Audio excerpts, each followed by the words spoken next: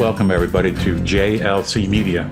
My name's Ray Jorgensen, and I'm joined by three of my colleagues.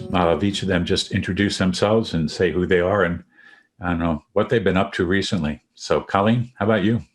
Sure. My name's Colleen Sullivan, and been working with Jorgensen Learning Center for about 12 years now.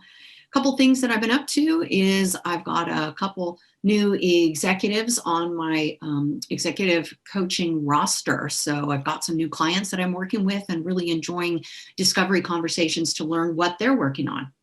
Oh, that's great. And we are primarily executive coaches and team developers. So it's really nice to hear there's new people jumping into the game with us. So Vince, who are you? What have you been doing lately? So good afternoon. I'm Vince Starks, and I'm another GLC associate. I've been with the company about a little over a year. And I'm a conformed recent military executive. I was an officer in the military for 30 years, and now I'm doing new things and exploring new horizons, trying to help people continue to build good teams and to develop themselves. Oh, that's great. Welcome. Really good to have you here. Julie, how about you? Hi, I'm Julie B. Wise, and I've been with the Jorgensen Learning Center for 3 years. And for those of you who've been listening to our podcast, you know that I have struggled being stuck at my house for the COVID. So I actually got out of my house. I have both vaccines. So I drove from Pennsylvania down to Florida, Panhandle, and had a little vacation. But while I was down there, I still continued to work with a few of our clients virtually. So it was really the best of both worlds. And mainly a lot of my learning and conversations has really been about resilience, because it's been a year since we started all of this. And people are now ready to sort of look around and think about, okay, what did I learn? What do I want to do differently moving ahead? That's magnificent. And our first few podcasts on resiliency have been about reflection, taking stock of what's going on and thinking about how to respond, not react. In fact, the last three had a component of that in each one. Now today, there'll be some of that because we're going to talk about a very interesting nuance around resiliency. And we actually got the idea of the title from one of the mistakes that popped up in an HBR article. It's like traps to building resistance. And that is to keep working, as Dr. Deming used to say, making working, okay? Instead of actually focusing on the end state or the bigger goals that you've agreed upon. So that's why we're talking about this, so that I and my colleagues and those of you that are listening can start to recognize, what am I doing every day? Am I just getting my to-do list done, or what am I doing, right? So that when we're done, each of you will have an opportunity to kind of take stock of your day-to-day activities so that you can either, if you choose, shift into the more challenging work about building new artifacts and new structures to move to an end state. So Vince, what'd you hear me say we're going to work on? So I heard as you were talking, what I was thinking was we're going to have some discussion today just to talk a little bit about things that in our day-to-day operations, things that we think are important. We're going to explore opportunities if you find that they perhaps are not quite as important. What should we as leaders be thinking about, considering, so that we can make sure that we stay focused on the bigger picture and the end states that we ultimately would like to achieve. Yeah, it is true that we have a tendency to take our to-do list and say, I'm going to get this done today. And there are some shifts in us that can happen where we look at all of our activities and start asking questions like, are each of these activities moving us toward an end state, or are we just refining the current reality? Julie and I have dealt with this with the school district directly. And a lot of our work comes out of this direct contact with people. And the superintendent said to the group while we were working with them, I guess I can keep refining my current practical knowledge, but I may not have what I need to get to the end state. And they were working on that modern day curriculum, thinking about a kid succeeding in the 21st century. So this is really a very interesting construction. Thank you so much, Vince. Colleen, what are you thinking about?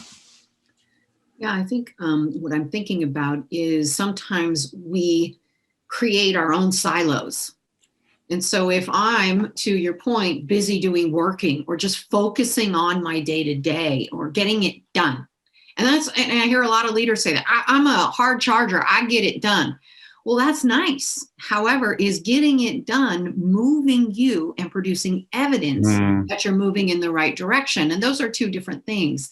So I think that it's important to hold not only your current reality, which is we want to be effective, we want to be hard chargers, we want to move forward and get things done, but how do they connect to our overarching strategic goals and what it is we're trying to accomplish? Okay, that's outstanding. I mean, I've heard commanding officers and executive officers give directions about taking care of the current reality, problems, and issues. And you should, no question. The danger is that I end up becoming over enthused about taking care of the current reality, problems, and issues. And we create a funny little feedback loop, which I'll talk about in a couple of minutes. That's really good, Colleen. Thank you. Julie, what are we working on here today, and what are you thinking? Well, what I'm thinking is personally for me, and I know my therapist comes up often, I am one who gets shit done. And what happens is I have no relationships at the end because I'm busy getting shit done. And so I've had to work with my therapist to sit there and look at the list of things, and any task that had to do with relationships, that was more of a priority than doing the laundry, doing the dishes, going to the grocery store. Because for me, I wanted to get the shit done so that I could be with the people that I wanted. And she was like, flip it. What would happen if you were with the people first, and then when you had time, you did all of the other stuff? How would your life be different? So I hear what Colleen's saying, and I hear what Vince is saying, and there's a little bit of both need to happen, of the relationships and the outcomes. I love it. And Julie and I have been reading Fred Kaufman's work on conscious business, and there is a sense there that people say to him, he's shared this story, people say to him, well, I want to do work-life balance. And he goes, I don't know what that is, because you're just living. Part of your life is work. Part of your life is family. Part of your life is fun and enjoyment. You're just living. You're having a life. And it's a journey moving forward. And today, to your point, Julie, we talked actually in our team meeting about the fact that sometimes we need somebody else to help us see what we don't see. So a little bit of today is in the opportunity to become more and more resilient, see what we don't see, that we can move forward and get to that end state that you mentioned, Colleen, and certainly make sure that we don't lose that along the way. So I'm going to tell you a story, and I want to tell you what the story means. You tell me what the story means to you, and then I'm going to ask you to find an example in your own life. I have many. So the story is about a gentleman. He's in a city. Pick your closest city, or pick one you grew up in, or pick one you live in right now. So he's in the city. It's around midnight. It's dark out. And a police officer is doing neighborhood patrol. He's walking down the block, and he sees this gentleman hunched over on the ground. And he's obviously looking for something. So the police officer stops and says, are you okay? He said, no, not really. I can't find my keys. I lost my keys. And the cop, being just a good guy, gets down on his hands and knees. Now they're both looking for the keys. This goes on for about 10, 12, 14 minutes. And the cop looks at him and says, we certainly don't seem to be here. He says, help me understand how you lost them. He said, well, I lost them over there, about 50 yards away, but it's dark there. I can't see anything over there. So I came over here. Okay, I saw you all laughing. So Vince, how did that story land on you, my friend? So it reminds me of something that happened to me professionally as well. So I guess the best way for me to tell you what it is tell you what happened to me, if it's okay. Please. So I was in charge of a command, and I would have people who would come in on a daily basis and provide briefs to some of our oversight, our programs that made the organization run. And I got into a routine of having people coming in and saying, sir, everything is great. And they would give me their kind of metrics. We're doing great here, here, here. And I was so encapsulated, and I felt such a sense of pride that things were going so well that I didn't stand back to ask piercing questions to validate and verify that information, only later to learn that when I had an outside observer come in, things were not going well. And I was way off the mark. And so as you told the story of thinking about the keys, the guy's looking for the keys here, but the problem was 50 yards over there. That was me caught in my day to day, thinking that everything, my keys were right here and my keys were 50 yards away. And it took someone else to come outside the organization and tell me. So the story was resonating with me clearly as I was thinking about my own real life personal example of that. Vince was too busy patting himself on the back going, yeah, this I felt pretty good. In our command. We're awesome. Yeah, we get lost in the good feedback, right? Don't tell me any bad news, please. No bad news. And I guess what you just developed was a beautiful picture that you were holding on to the illusion of control.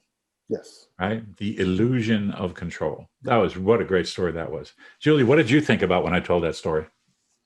So I was thinking that for me personally, I was laying in bed. I can remember this. I was laying in bed at night and I was thinking, oh my gosh, I have so much that I need to do. I think maybe if I get up now and clean the garage, and then if I go this is literally seriously, I'm laying here, I can't sleep anyway.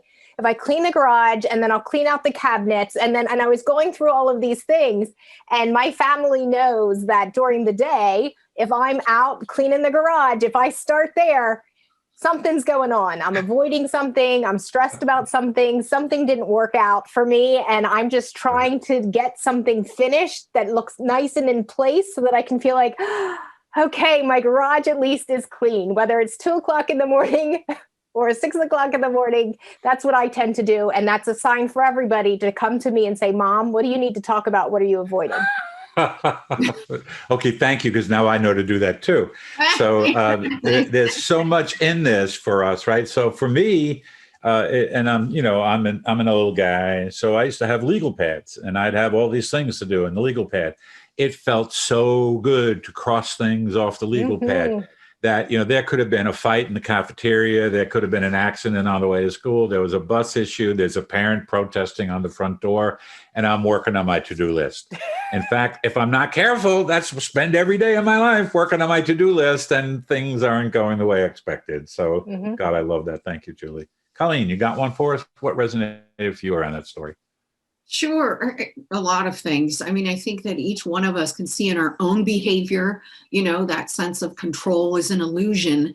And I really feel like, I can think of so many different times with the kids, right? Where I talk a lot about, my two boys. And I think one of the specific times, I took the whole summer off. I was focused on my family and, I had two teenagers. So I wanted to make sure I was there. So good mom, I'm staying home. I'm taking them, to different places. I'm making dinner every night. I'm doing all these things, wanting to control my environment to have the best possible, upbringing for my kids. Well, school starts and guess what happens? I'm sitting there patting myself on the back thinking I'm doing such this great job. Principal calls me. My son, possession, he had some marijuana on him, and I'm like, oh my God. And I instantly, my whole just this vision of perfection that I had created in my pea brain, I was like, damn, how could that be happening on my watch when I have been doing everything to create this amazing environment for my family? So needless to say, in one foul swoop, I'll never forget, I was at the gym and I was like, dropped the phones, started crying. I was ready to go murder him, almost wrecked pulling into the school parking lot, and showed up and had to go talk to the principal, and it was not a pretty sight. Hey, Colleen, what did your son have? Was it Purple Kush or was it Superman? I don't know. It was several years ago. Now they have the new strains in the dispensaries out here, but that was probably the shake. Right. So they were not really, it was not medical marijuana, correct? It was, no. Yes, okay, good. So, but notice all of us create inside of ourselves a little illusion about how things are going. And then we try and figure out, well, if we don't have somebody, we might stay in that illusion for a long time. And that's probably the greatest gift a coach, a therapist, a colleague, we give it to each other. It's probably one of the most important things we can do. So with that said, I'll start with you this time, Vince. What did you do in order to recognize that you had blind spots and then start to work past them? What did you do personally? Yeah. So what I did was I took a moment of pause and I gathered my triad, my number two, my number three person. And I went back and we just sat and we had an open, reflective conversation about where we were and where we needed to go. And then I had to be very open and honest and ask for some thoughts and opinions about my behavior and my outlook in terms of how to get there. And what we rested upon was I needed to really step back and maintain focus in three critical areas. And for me, that was my job was to create focus for the organization, to provide recognition for the men and women that I was responsible for. And then thirdly, to create an environment, a disciplined environment for change, meaning that I needed to make sure that I was there to provide the people the resources and tools that they needed to elevate and to be competent and to achieve our outcomes and keep us focused on our outcomes and our end states. So just stepping back and realigning, getting out of the weeds of the day-to-day focus of what I thought was important, helping the organization to step back and to keep that vision going, I was able to achieve success and results with the team. Yeah, that's very interesting. And I know Colleen and Julie, you noticed some of his language. He needed to create a reflective conversation. And our little company, we use the idea of the mirror all the time. And sometimes when we hold up our own mirror, it's cloudy. I can't quite see through it. And you use two trusted allies to help you step through that to another place. So, Colleen, what did you hear Vince say? And how did that resonate with you about his sense of the reflection? I think what resonated with me was this sense of go away. Sorry. This sense of just he talked about, he reflected on his current reality, but I heard him say, what are the necessary resources I need to support my team to move them into their desired space?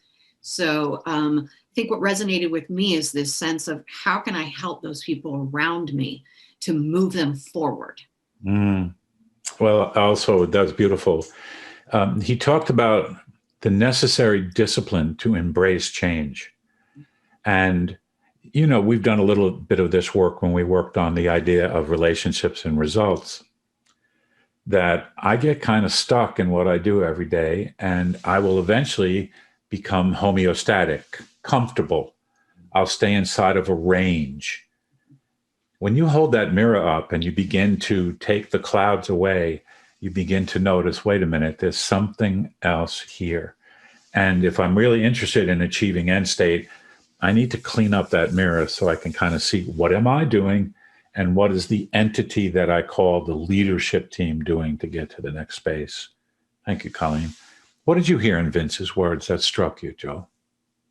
I heard that he, although he widened his perspective to do a reflection, he then narrowed again to three specific areas that he really needed to focus on. So instead of just haphazard, what's going well, tell me what's going on, he was able to say, okay, these are the three that I really need to pay attention to, and I'm going to make sure to talk about those more often. Yeah. So you made me just think then too, like when I would wander around places where I was the leader, right? And I would stop somebody and say, how you doing? And they would go, fine. My tendency was to move on. I eventually learned that fine could mean different things. And so I'll use a more G-rated use, okay? So F for frantic, right? And, you know, I for intense, N for neurotic, E, emotional. So I'm fine. And once I taught that to the people that I had the privilege of being in charge of their care, they would always smile when they told me they were fine. And then I stopped and said, wait a minute, tell me more. How are you doing? So this sense of using conversational leadership, everyday leadership conversation, because anytime you stop somebody anywhere and say, how are you? We need to mean it. If we don't mean it, then it's just going to turn into one of those quick, good, bad, right, wrong, fine, on. And we miss those other opportunities to get there. So, Colleen, I'm going to go to you here. So I'm sure that you worked very hard, and I thank you for bringing that story up. I know how personal that story is. And how did you help your son widen his aperture so he could see a little bit more about the potential unintended consequences of what he was up to? What did you do specifically? And I'm going to ask Julie and Vince to weigh in at the end, because we all have exactly the same story with different names and different substances, right?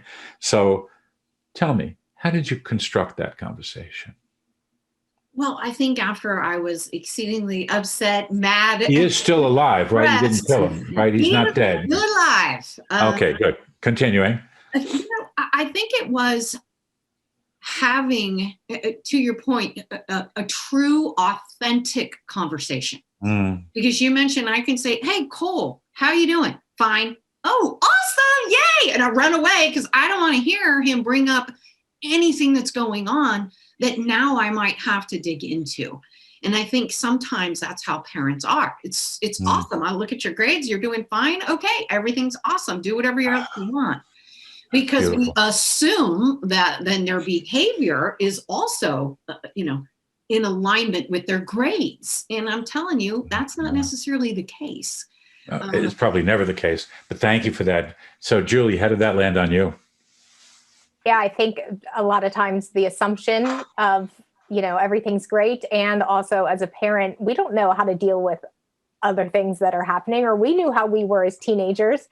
And so we think, if I don't know, then don't ask, don't tell, sort of thing, right? Exactly. I survived, so I'm sure they'll survive. And so we don't go into it. And we may be the one that they need to talk to. Oh, I love it. I love it. Like how to go deeper. Just what Vince was saying. He was getting all these great briefs, right? Okay, we're good. All is well. Thank you. Put pin a rose on me. And then all of a sudden an outsider comes in and takes that mirror and cleans it up so he could actually see through it. That's really good, Julie. Vince, how about you? How did Colleen's story land on you? Yeah, so what I didn't really hear was the specifics of how she interacted with her son. I heard her say that she had to calm down and then create that reflection. So I was a little bit curious, Colleen, if you can go back and just tell me what that interaction was with your son. Yeah. That will really help me shape and clarify my thought. Is that possible? Absolutely. And I think it's a lot of kind of what your experience was. It was cleaning up the mirror and holding it up to him and saying, what is your vision of success for yourself? If you could look 2 months down the line, right? 2 months at the end of this semester, right? It was going to be summertime. Where do you see yourself? What's your summer look like for you? And I really wanted him to paint a picture of, I'm out with my friends, I'm driving, I have my driver's license, I'm driving the vehicle, I'm doing this, I'm doing that. So then I could say, wow, me too. I want that vision as well. How can I support you in getting there? Because I wanted to connect the fact that his day-to-day choices were not in alignment and weren't going to bring him forward to that super fun summer driving a car, because the trust wasn't going to be there. He needed to put in the work, clean up his mirror, and make some different choices. Ah, beautiful. Okay, Ray, so now that really resonated with me. Thank you, Colleen, for kind of clarifying that. What I heard was your ability to talk to him about his decisions, his choices, and those impacts, and getting him to reflect, and then having him to articulate what he wanted to see and what he wanted to achieve. And so spot on. I thought that was a really, really good point. I assume that's where you went, but I wanted to clearly understand that.